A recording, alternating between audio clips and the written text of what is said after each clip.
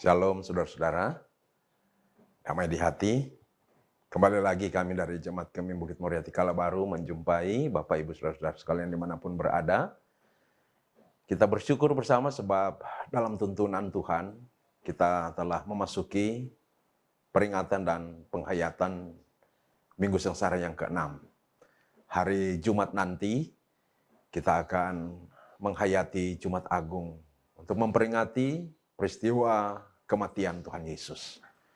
Dan karena itu saat ini mari kita makin mempersiapkan diri kita untuk merayakan akan Jumat Agung itu.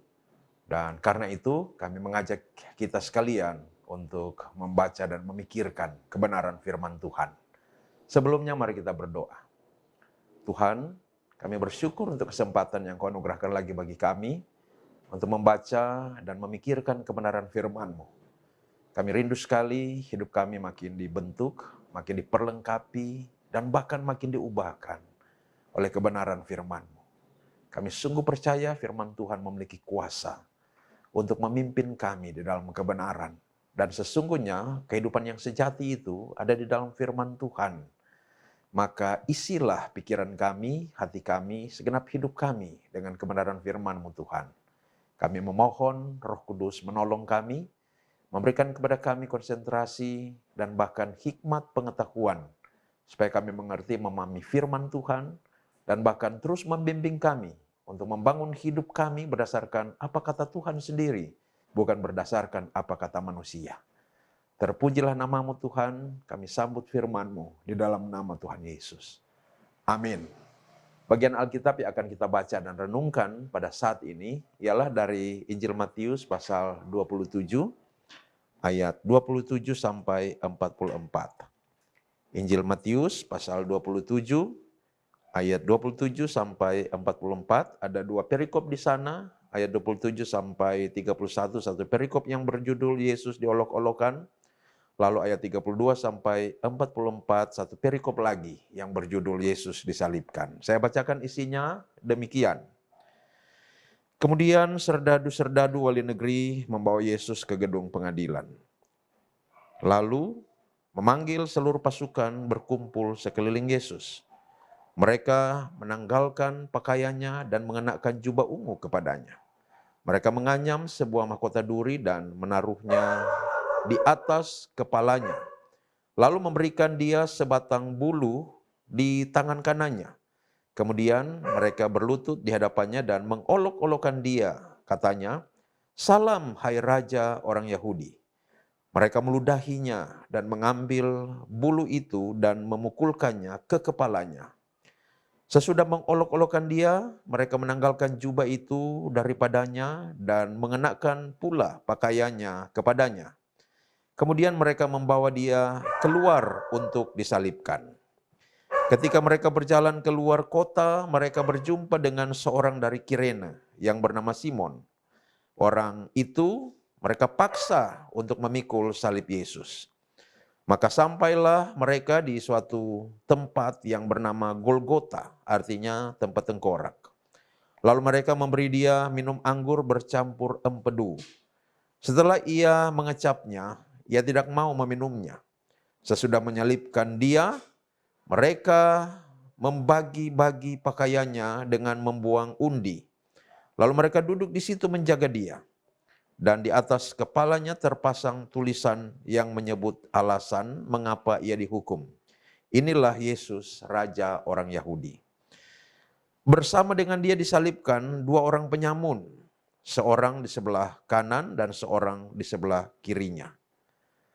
Orang-orang yang lewat di sana menghujat dia, dan sambil menggelengkan kepala mereka berkata, "Hai engkau yang mau merubuhkan bait suci dan mau membangunnya kembali dalam 3 hari, selamatkanlah dirimu jikalau engkau anak Allah, turunlah dari salib itu."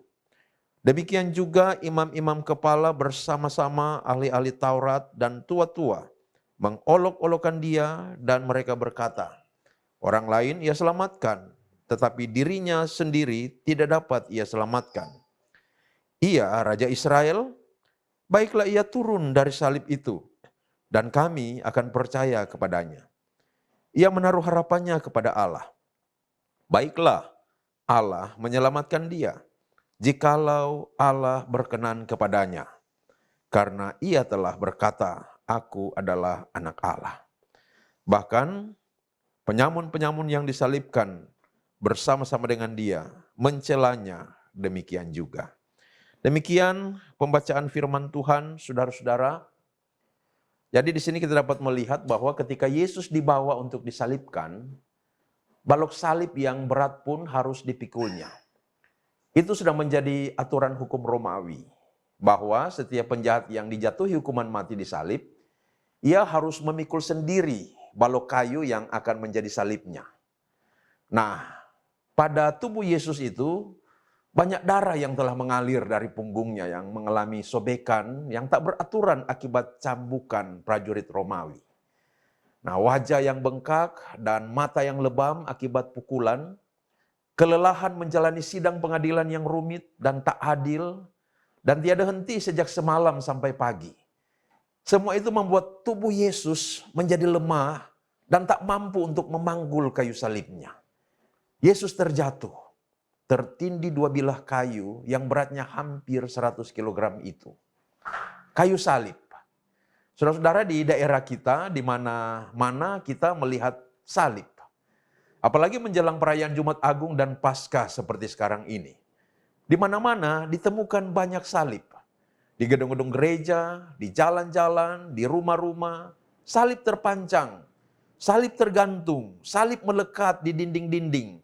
Bahkan salib tergores di cincin dan tergantung di leher sebagai kalung. Salib telah menjadi lambang universal agama Kristen. Nah, sebenarnya ini aneh sekali saudara-saudara, sebab salib adalah alat penyiksaan. Dan alat penyiksaan menjadi lambang agama. Lambang agama-agama lain itu lebih indah dan masuk akal. Ya, misalnya bintang Daud di agama Yahudi, bulan sabit di agama Islam, bunga lotus di agama Buddha. Tetapi salib untuk agama Kristen, nah itu adalah alat eksekusi untuk penjahat tak bermoral dan terkutuk. Itu adalah lambang aib. Nah, sebagai informasi saja bagi kita, saudara-saudara, yaitu bahwa dibutuhkan waktu yang cukup lama bagi gereja untuk terbiasa dengan aib salib.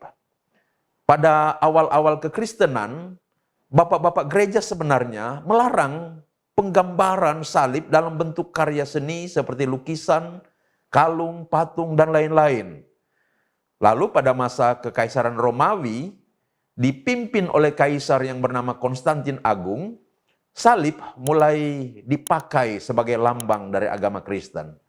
Nah, ceritanya bahwa Kaisar Konstantin ini, ya, ayahnya itu adalah seorang yang tidak mengenal Yesus atau seorang kafir. Tetapi ibunya sebenarnya adalah orang yang percaya Yesus. Nah, setiap hari ibunya itu mendoakan Kaisar Konstantin. Sewaktu dia masih berkarir sebagai tentara, sampai dia menjadi panglima tentara di Romawi itu, ibunya selalu mendoakan dia agar supaya dia menjadi seorang yang percaya kepada Yesus. Hingga pada suatu ketika dia menjadi kaisar.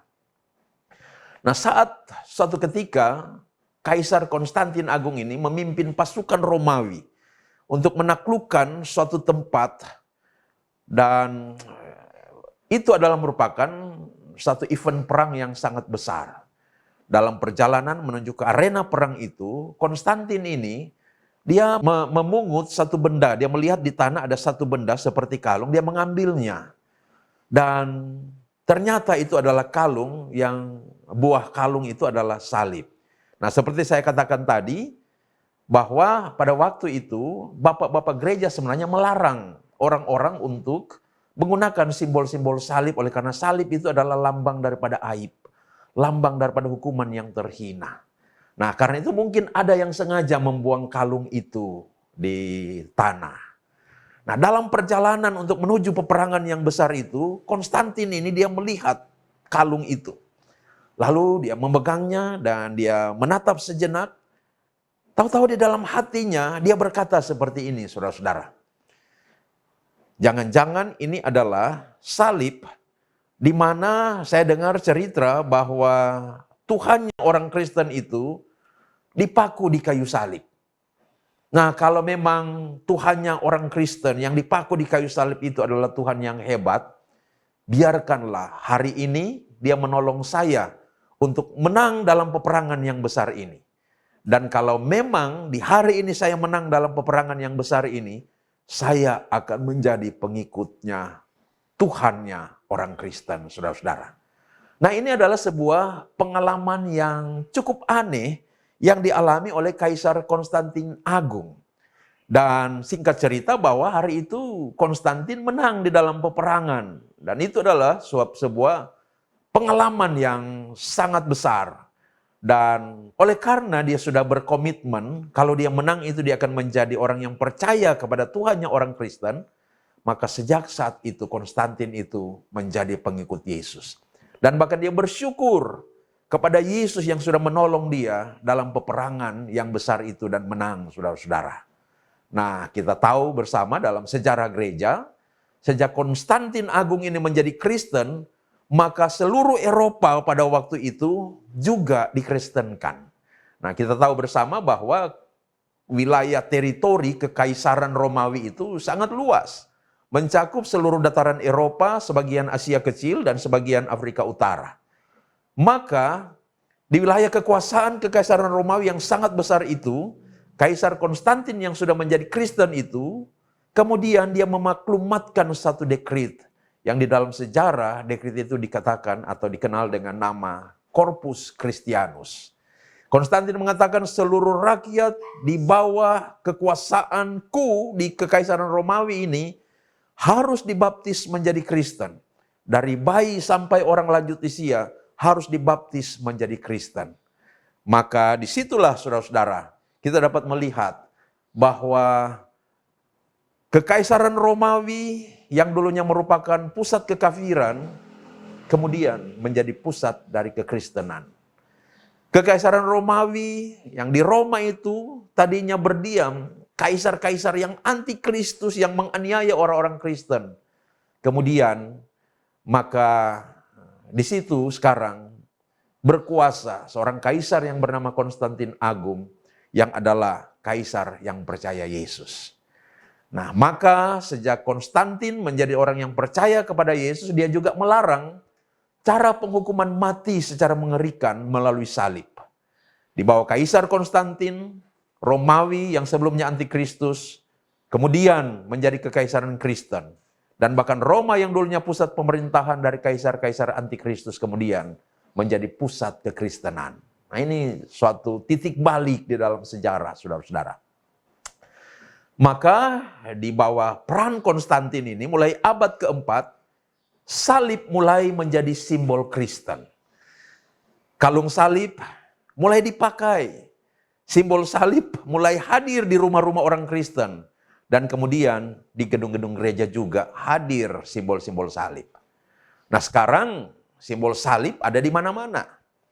Para seniman menempa emas dan perak menjadi mata kalung salib. Mengukir simbol salib di batu-batu cincin dan bahkan tidak sedikit. Kita lihat dalam pertunjukan-pertunjukan olahraga, para petinju yang saat hendak memulaikan pertandingan, mereka membuat simbol salib, saudara-saudara. Namun sebenarnya, sekali lagi aneh, ketika kekristenan menggunakan simbol salib, yang di zaman modern ini sebenarnya, kalau dulu simbol salib itu adalah alat penyiksaan, alat hukuman mati. Nah, kalau di zaman modern ini, alat penyiksaan itu seperti kursi listrik, tali gantungan, suntik mati, algojo pencabut nyawa, kamar gas, dan lain-lain. Nah, sekarang tidak ada lagi salib.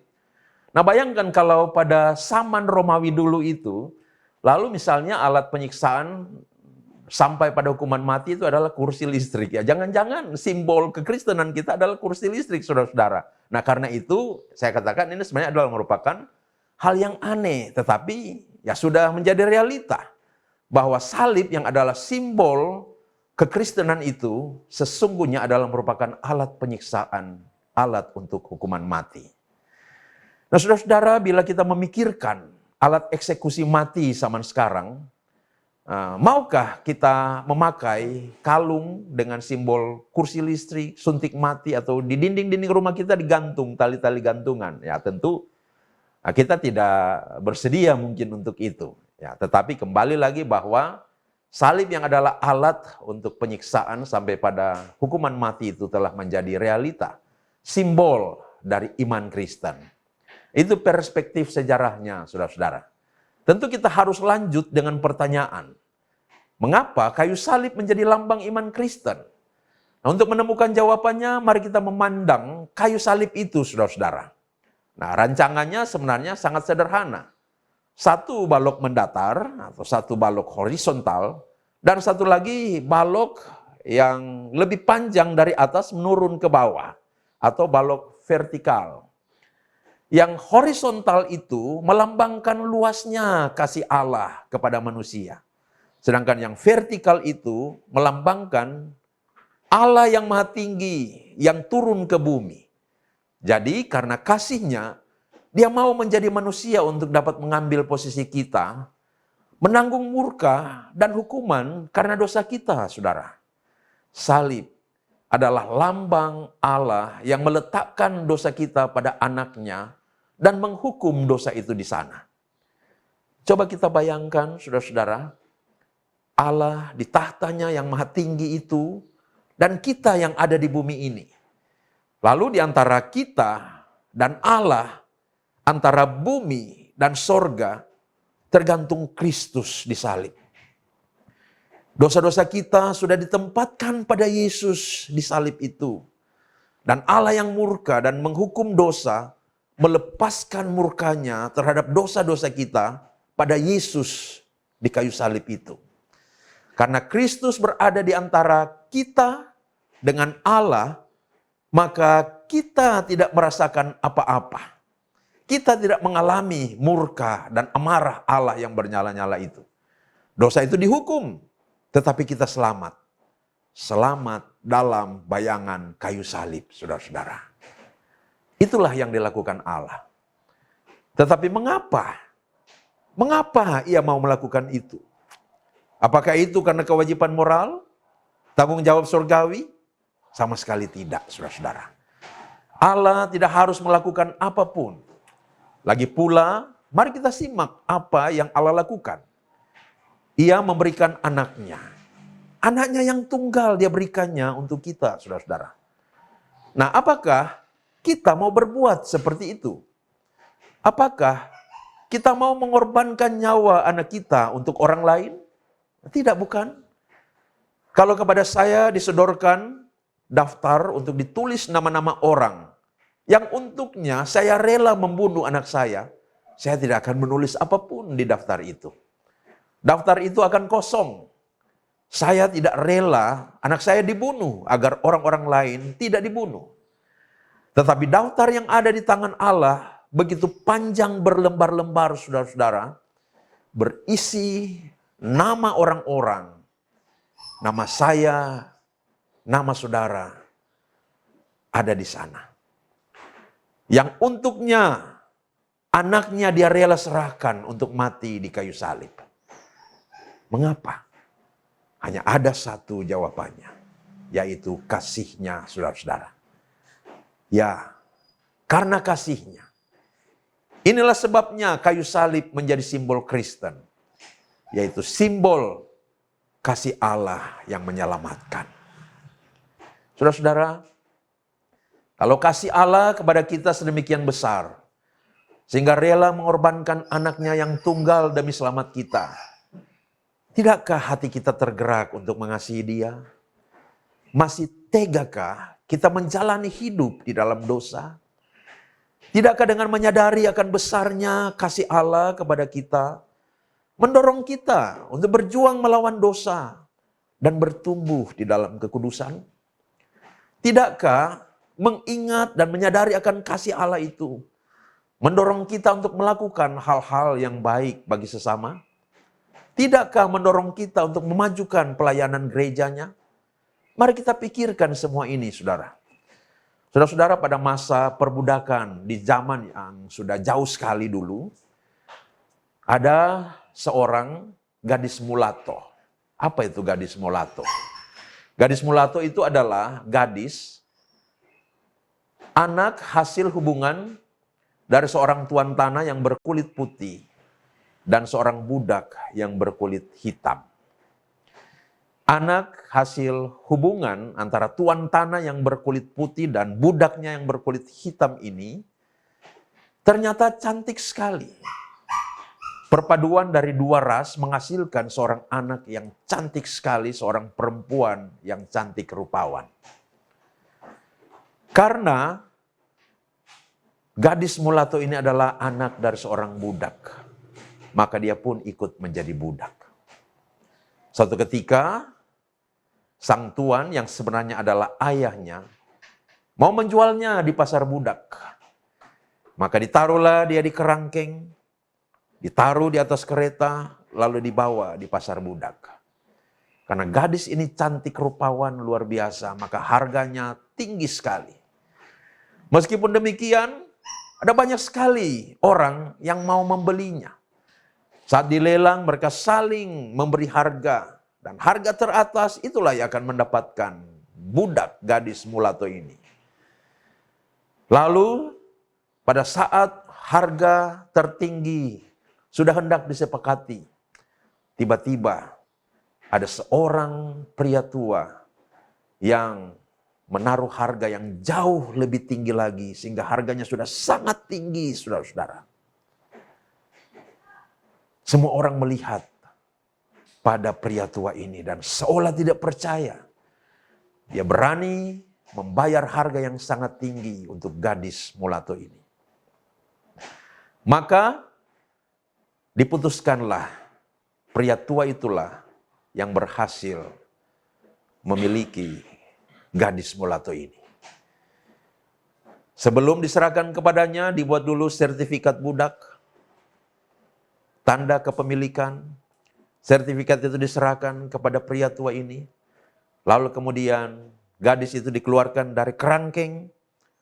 Tangannya masih diikat dengan tali. Lalu diserahkan kepada pria tua ini. Saat proses itu dilakukan, air mata mengalir di pipi dari gadis mulato ini. Dan dia memandang pria tua itu dengan tatapan penuh dengan kebencian.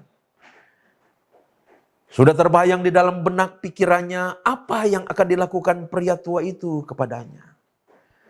Dia pikir bahwa pria tua itu akan menyiksanya, akan memerkosanya, akan melakukan hal-hal yang dikehendaki sesuai dengan keinginannya, akan melakukan perbuatan-perbuatan yang sewenang-wenang. Maka ditatapnya pria tua itu dengan tatapan yang penuh dengan kebencian. Lalu apa yang dilakukan pria tua ini? Begitu orang-orang bubar, pria tua ini dia membuka tali yang mengikat tangan dari gadis ini.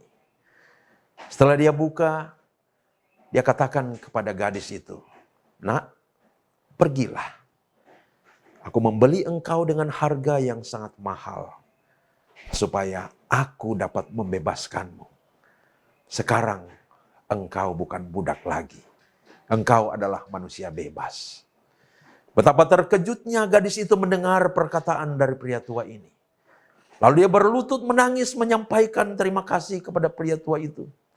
Tetapi ketika dia menengadah ke atas lagi, dia melihat pria tua itu sudah pergi berjalan agak jauh darinya. Gadis ini, dia kemudian berjalan dengan cepat-cepat mengikuti pria tua itu.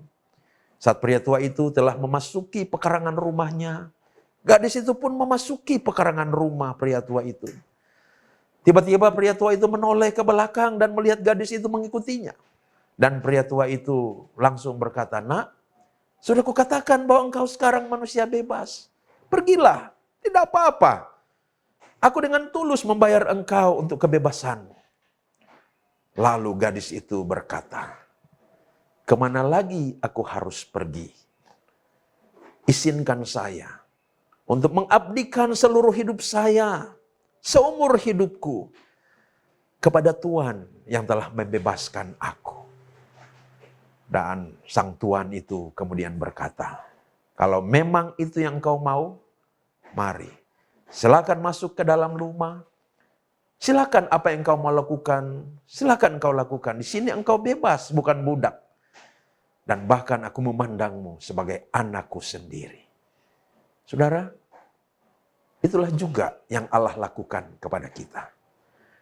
Dia membayar harga yang sangat mahal, yaitu darah dari putra tunggalnya yang mati di kayu salib. Untuk membebaskan saya dan saudara dari ikatan perbudakan kuasa dosa. Di dalam Kristus, di dalam salib itu, kita dimerdekakan dari kuasa dosa, saudara.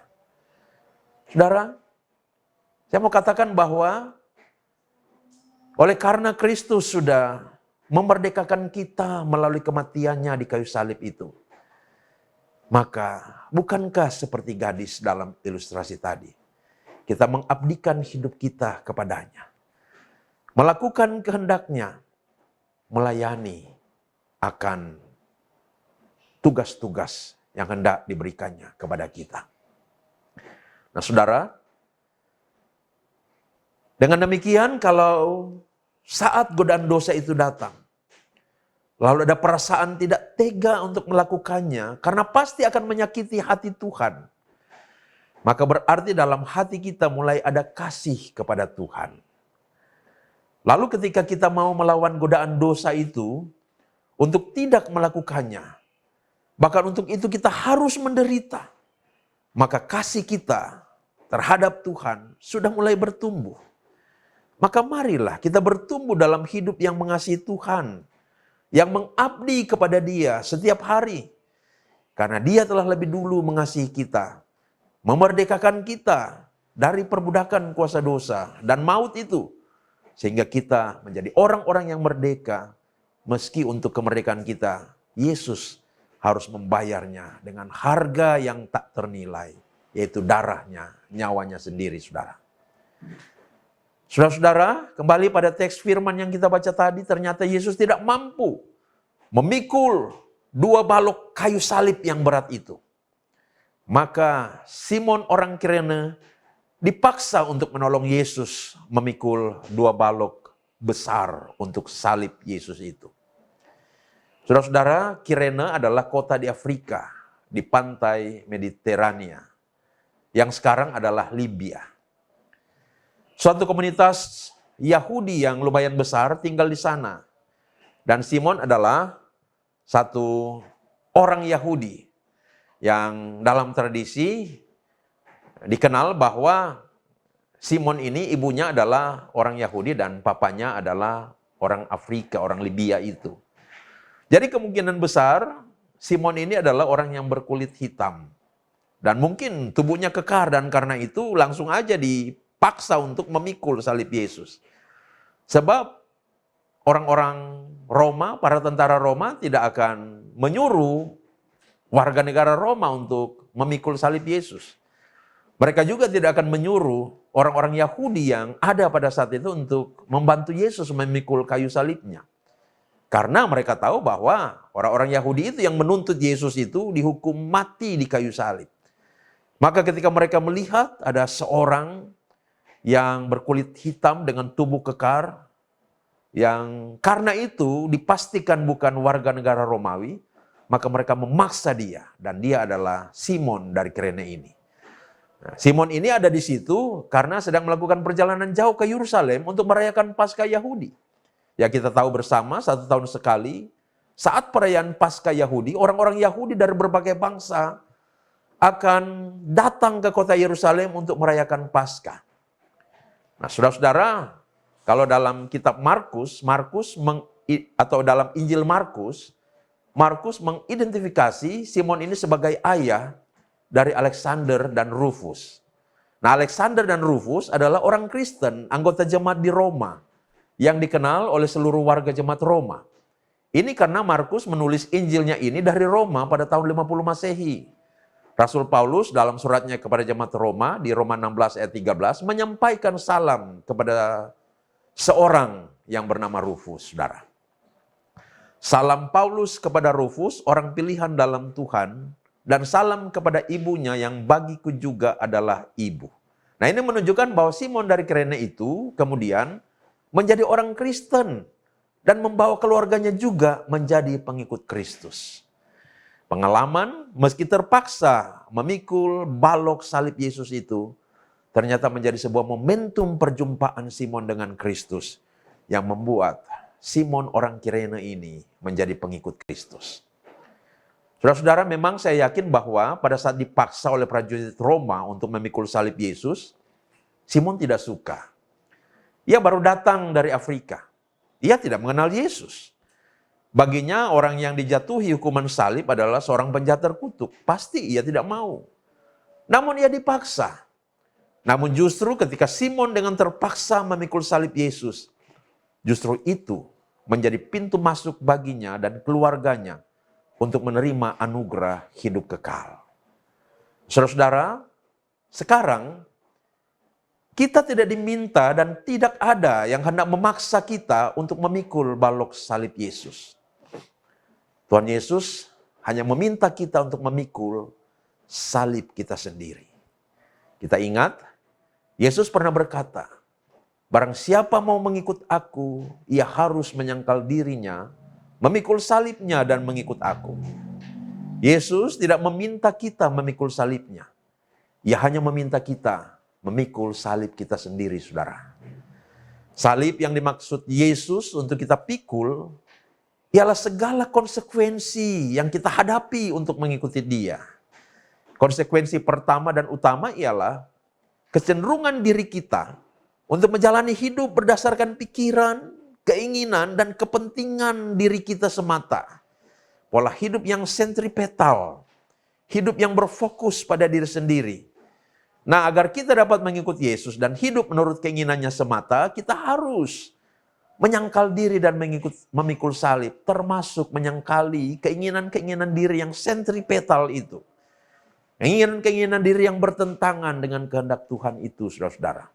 Kita harus menyalipkan keinginan diri kita dan hanya mengikuti keinginan Yesus. Kita harus menyalipkan kepentingan kita dan hanya mengikuti kepentingan Yesus.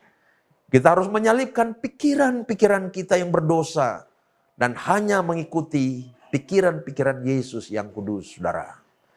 Menyalipkan keinginan, pikiran, dan kepentingan diri untuk hanya hidup menurut keinginan, pikiran, dan kepentingan Tuhan Yesus bukanlah perkara yang mudah. Tidak jarang kita harus menderita karena itu, saudara. Namun itulah salib yang harus kita pikul. Kalau kita hendak benar-benar menjadi pengikut Kristus yang sejati. Nah, saudara, tempat di mana Yesus akan disalibkan bernama Golgota, yang artinya tengkorak. Sekarang banyak orang yang menyebutnya Bukit Golgota atau Bukit Kalvari. Padahal tidak satu pun ayat dalam Alkitab yang menyebutnya sebagai bukit. Tempat itu disebut tengkorak karena bentuknya itu cenderung menyerupai tengkorak. Posisinya ada di sebelah utara dinding kota Yerusalem. Nah, sekarang tempat itu masih ada. Dan kemiripan konturnya dengan tengkorak manusia itu masih dapat dilihat, saudara. Nah, para prajurit Romawi membawa Yesus ke Golgota. Di situ mereka memberikan anggur bercampur empedu kepada Yesus. Nah, anggur yang bercampur empedu ini memiliki khasiat sedatif, yaitu zat yang namanya sedatif itu adalah zat yang berfungsi untuk mematikan rasa. Ya, kalau di zaman sekarang ini seperti narkotika. Jadi memberikan anggur yang bercampur empedu itu agar supaya saat Yesus dipaku di kayu salib itu dia tidak terlalu merasakan sakit. Dan perihnya paku itu ditancapkan di pergelangan tangannya. Tetapi ternyata Yesus menolak saat dia mengecap anggur yang sudah mengandung zat sedatif itu. Yesus menolak untuk meminumnya. Yesus menolak untuk dimati rasakan dengan obat-obatan. Dan sebaliknya Yesus memilih merasakan sepenuhnya sakitnya penderitaan salib itu, saudara. Di salib itu, Allah yang tak pernah mengalami rasa sakit, mengalami yang namanya rasa sakit. Dengan mengalami rasa sakit tubuh dan jiwa di salib, maka Yesus pun mengerti rasa sakit yang kita alami, saudara. Dan karena dia mengerti, maka kita bisa datang kepadanya. Yesus mengerti karena telah mengalami. Dan karena dia mengerti, dia peduli juga. Dan karena dia mengerti dan peduli, kita boleh datang mencari penghiburan daripadanya saat kita sedang dalam derita. Saat kita sedang memikul salib kita sendiri. Saudara, Yesus pernah berada di tempat di mana kita berada. Dan karena itu ia tahu perasaan kita. Ia tahu kegalauan kita. Ia tahu kecemasan kita. Ia tahu sakit kita. Dia tahu keadaan dari orang-orang yang sedang dalam pergumulan. Ia tahu keadaan dari orang-orang yang ekonominya jatuh oleh karena pandemi COVID-19. Ia tahu keadaan hati orang-orang yang berduka karena kehilangan orang-orang tercinta oleh karena pandemi COVID-19 atau karena pergumulan apapun. Dan Tuhan tidak pernah memandang rendah setiap keadaan pergumulan kita. Karena dia pun sudah pernah berada di tempat itu. Di tempat yang paling rendah. Dia sudah pernah mengalami sakitnya yang paling sakit. Dan karena itu dia mau menjadi penolong bagi kita. Karena dia telah merasakan sakit dan gumul kita. Maka dia mengerti dan peduli. Dan karena dia mengerti dan peduli, kita boleh datang kepadanya mencurahkan semua pergumulan kita dalam doa kepadanya dan mengharapkan pertolongannya. Saudara, dan Yesus pun disalibkan. Saat disalibkan, pakaian Yesus dilepas. Dan para prajurit yang menyalibkannya membagi pakaiannya dengan membuang undi untuk menentukan bagian masing-masing. Para penyalib mengambil dan mendapatkan pakaian dari yang disalib. Ketika mereka membagi dan membuang undi untuk mendapatkan bagian dari pakaian Yesus, mereka bermaksud mengolok-olok Yesus. Gambar Yesus disalib yang sering kita lihat sekarang, saudara-saudara, adalah gambaran yang sangat sopan. Tetapi kenyataannya pada waktu itu ketika disalib, pakaian Yesus dilepaskan untuk mempermalukan dia. Sungguh Yesus tersiksa secara fisik dan batin. Akan tetapi, saya mau mengajak kita melihat pakaian Yesus di sini dari perspektif yang lain. Nah, Alkitab, saudara-saudara, sering menggambarkan secara alegori pakaian sebagai perilaku. Daud berbicara tentang orang-orang jahat yang memakai kutuk sebagai bajunya. Seperti di Mazmur 109 ayat 18. Lalu di 1 Petrus 5 ayat 5, menasihatkan jemaat untuk berpakaikan kerendahan hati. Jadi saat Yesus disalibkan, kita pun mendapat bagian dari pakaiannya. Kita yang berpakaikan pakaian yang kotor dengan dosa, melalui salib Yesus, mendapatkan pakaian Kristus, pakaian kesucian, pakaian iman, sehingga kita berpakaikan juga karakter Kristus. Maka sebagai orang percaya, mari kita melepaskan dan menanggalkan semua pakaian kotor dosa kita, dan mengenakan pakaian iman, pakaian kekudusan, pakaian karakter Kristus dalam hidup kita sehari-hari. Di kayu salib itu, pas di atas kepala Yesus, mereka memakukan sebilah papan yang bertuliskan alasan ia disalibkan, yaitu Yesus, Raja orang Yahudi. Saudara-saudara, Yesus disebut sebagai Raja orang Yahudi. Papan itu sengaja dipakukan oleh Pilatus melalui prajuritnya di atas salib Yesus. Itu adalah merupakan sebuah olok-olok. Bagi orang Yahudi, Yesus sebagai raja adalah merupakan sebuah alasan untuk menyalibkan dia. Bagi Pilatus, Yesus yang disebut raja orang Yahudi adalah sebuah lelucon. Pilatus melihat Yesus yang dikatakan raja orang Yahudi itu, dia tidak mempunyai pengikut yang banyak, tak punya massa yang mengikuti dia. Ya paling tinggi 12 orang lelaki dan beberapa perempuan, dan sekarang juga mereka semua sudah tercerai-berai. Yesus yang disebut raja orang Yahudi itu tak punya dana, tak punya tentara, saudara-saudara. Jadi ini merupakan sebuah lelucon, dan karena itu Pilatus mengolok-olokkan Yesus. Inri Yesus Nasarendum Rex Iudeanum.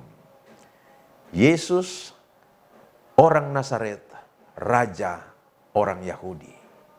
Jadi sekali lagi bagi orang Yahudi, Yesus yang disebut raja adalah merupakan sebuah tuduhan untuk membuat ia tersalib. Bagi Pilatus, Yesus sebagai raja adalah sebuah lelucon. Tetapi bagaimana bagi saudara dan saya? Apakah saudara mengakui Yesus itu adalah raja? Ya, sebagai orang percaya, kita meyakini Yesus adalah raja di atas segala raja. Sayang sekali orang-orang Yahudi dan Pilatus tidak memahami bahwa Yesus adalah raja, tetapi bukan raja secara politis yang akan mengancam pemerintahan yang sah, menggantikan posisi tahta kerajaan yang diduduki oleh Herodes, untuk menggantikan posisi tahta kaisar di Roma itu, bukan. Pilatus dan orang-orang Yahudi itu tidak tahu Yesus adalah raja, tetapi raja kerajaan Allah.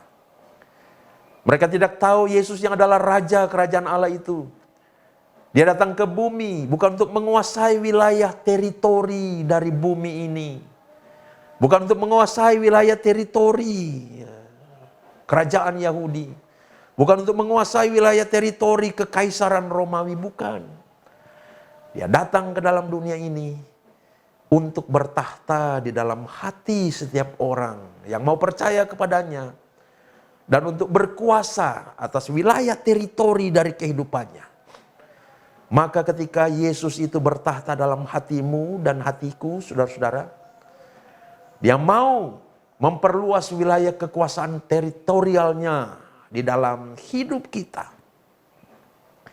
Maka makin luas wilayah kekuasaannya di dalam pikiran kita, makin luas wilayah kekuasaannya di dalam hati kita, makin kita menjadi orang-orang yang taat pada kehendaknya, yang hidup menurut perintah-perintahnya. Dan makin kita dijamin dalam perlindungan Sang Raja. Kita dijamin memiliki masa depan yang sejahtera dan bahkan masa depan di dalam kekekalan. Oleh karena Sang Raja berkuasa untuk itu, saudara-saudara. Maka pertanyaannya, sudahkah Yesus itu bertahta di dalam hati saudara? Mari kita introspeksi diri. Jangan-jangan yang masih bertahta dalam hati kita adalah ego kita. Dan mungkin Yesus duduk di bawah tahta kita. Lalu kita jadikan sebagai pelayan untuk melayani keinginan-keinginan kita. Jangan, saudara. Biar Yesus yang bertahta di hati kita. Dan kita hidup untuk melayani Sang Raja yang bertahta di hati kita. Biar Sang Raja itu memimpin hidup kita makin hari. Kita makin berjalan dalam kebenaran. Dan biar wilayah kekuasaannya dalam hidup kita makin hari makin luas. Saudara, saya percaya bahwa definisi dari iman ialah makin luas wilayah kekuasaan Sang Raja yang bernama Yesus itu. Dalam pikiran kita, hati kita, segenap hidup kita, maka iman kita makin bertumbuh. Itulah definisi dari iman. Oleh sebab itu, mari kita terus merajakan Dia dalam hidup kita dan mengalami bagaimana kuasa Sang Raja itu menyejahterakan kita, menguatkan kita, memampukan kita untuk berperang melawan musuh. Ketika kita berperang melawan iblis, Dialah panglima kita. Ketika kita menghadapi tantangan, cobaan dan serangan-serangan, Dia yang akan berada di depan bersama-sama dengan kita. Kemenangan demi kemenangan akan kita alami. Keberkatan ada dalam jaminannya ketika kita senantiasa merajakan Dia, Yesus, dalam hidup kita. Selamat menghayati minggu sengsara yang ke-6. Dan mari kita terus mempersiapkan diri kita, hati kita, pikiran kita, segenap hidup kita untuk mengambil bagian dalam undangan meja Tuhan, perjamuan kudus pada hari Jumat Agung nanti. Mari kita berdoa. Tuhan, terima kasih karena saat ini kami boleh kembali memikirkan tentang kuasa salib. Oleh salib itu, kami ditebus dari dosa. Melalui salib itu kami dibenarkan di hadapan Allah. Di salib itu Yesus mencurahkan darahnya, meregang nyawa, menanggung murka Allah oleh karena dosa-dosa kami. Terima kasih Tuhan untuk kesediaan-Mu menjadi pengganti kami menjalani dan menanggung penghukuman murka Allah atas dosa-dosa kami. Kami mau mengikut Engkau, kami mau melayani Engkau, kami mau menyenangkan Engkau, kami mau memuliakan Engkau. Dan karena itu tuntunlah kami oleh Roh-Mu menjadi anak-anak-Mu yang memuliakan Engkau. Menjadi anak-anak-Mu yang merajakan Engkau dalam hati kami, pikiran kami. Dan biar Engkau ya Yesus, ya Raja kami yang berkuasa atas hidup kami. Tuntun pimpin kami menurut kehendak-Mu, hidup memuliakan Engkau Tuhan. Di dalam nama Tuhan Yesus yang berfirman kepada kami serahkan hidup kami. Kuduskan kami Tuhan untuk nanti datang ke rumah Tuhan, mengambil bagian di meja perjamuan kudus. Ampuni segala salah dan dosa kami. Darah Yesus kiranya menyucikan kami. Agar supaya kami layak ada bersama orang-orang beriman di meja perjamuan kudus Tuhan pada hari Jumat Agung nanti. Terpujilah nama-Mu Tuhan. Ini doa kami di dalam nama Tuhan Yesus. Kami berdoa. Amin. Demikian saudara-saudara perenungan firman Tuhan kita pada saat ini. Apabila saudara-saudara merasa diberkati lewat pelayanan online Jemaat Gembing Bukit Moria di kala baru ini, kami mohon yang belum subscribe kiranya dapat memencet tombol subscribe, share, dan komen. Dengan jalan demikian juga like. Dengan jalan demikian maka kami akan dapat makin maksimal lagi dalam pelayanan lewat media online seperti ini. Terpujilah Kristus, sampai jumpa pada program yang akan datang. Tuhan memberkati kita semua. Amin.